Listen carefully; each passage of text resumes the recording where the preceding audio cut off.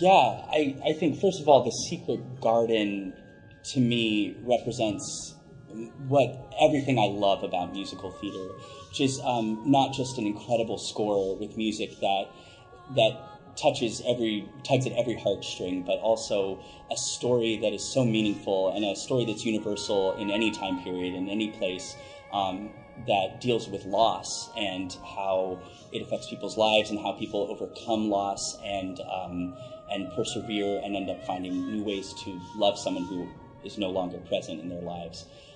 So to me, it means a great deal of just how the storytelling takes place in the show.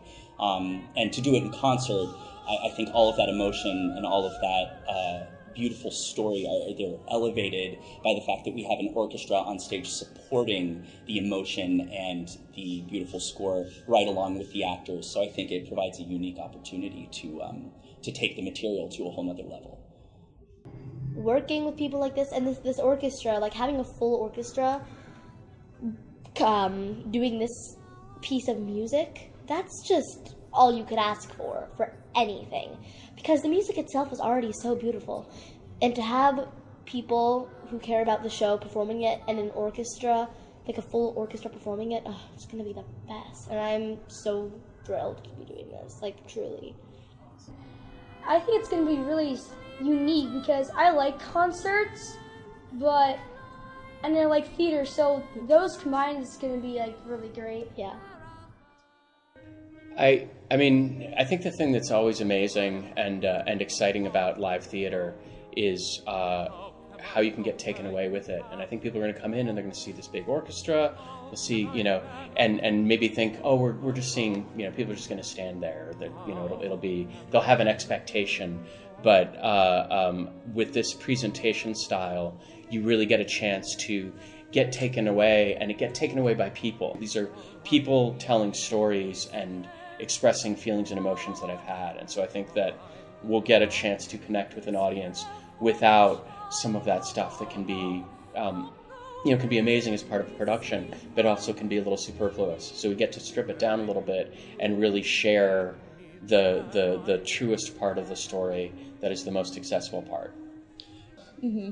Well, I'm super excited to be doing this because I don't get to perform very often, and being on the other side of the concert series, having choreographed some, it's always such a fun experience working with the symphony, and just having the live music right there on stage with you is so much fun.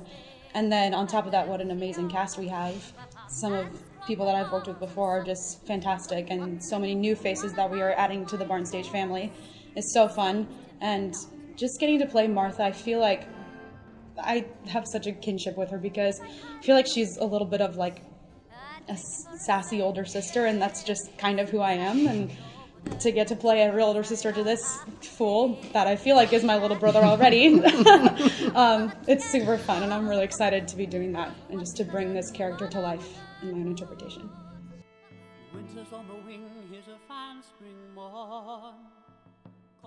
Well, it's really a beautiful marriage of some of my favorite things and dreams that I've had for a while, because I've wanted to play this role in this show since I was honestly a child. I played Colin when I was about 11 at Lambs Players, and every single night I would be in the dressing room while John Lorenz was on stage singing Winter's on the Wing, just like doing it in the dressing room. Pretend I had like a broom that was like his stick he would use for conjuring. So it's always been a character that's meant a lot to me, that's been a dream role of mine. And so to be able to do it here at the Barn Stage, where I've been able to have some of my favorite theatrical experiences, is really, really wonderful. Well, for me, there's a lot of, a lot of relatable aspects to what Dr. Craven has to go through, as far as, I'll get a little personal here, the unrequited love, the taking on the responsibility of, taking care of the whole family and having it eventually become a burden. I think that's something I relate to on a personal level. So when I sing these songs and when I say these lines, it's almost, I'm not performing them. I'm just relaying what my inner monologue is in real life, just with all the external adjustments with the character. I've never gone to play Mary. I've quite literally grown up listening to the music. So it's amazing that I'm finally getting a chance to portray this character. I have read the book like so many times. I was actually just listening to the soundtrack last night, not even because of this, but just because I love it so much.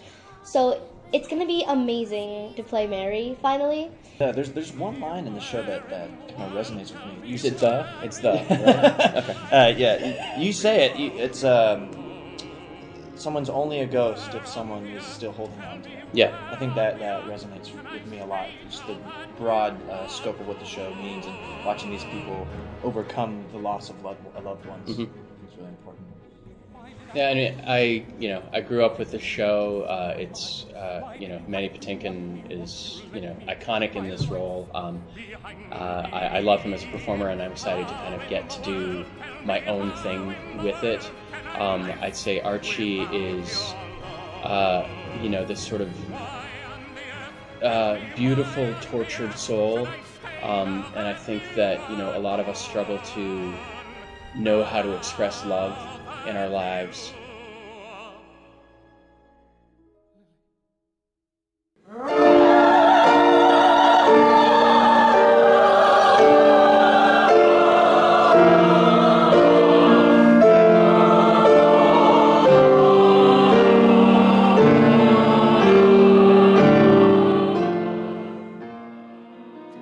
I'm probably the most spoiled music director in the country right now because I get to work at this wonderful company and it's always been magic. So that's my first thought is I don't know how you guys always manage to pull in these wonderful actors and who just pulled every single drop out of every single word and wonderful directors who serve the drama so well.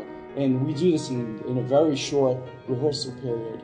And every single show I've done here has just been a joy to have a symphony that I love very, very much, the Temecula Valley Symphony, and a theater company that I love very, very dearly.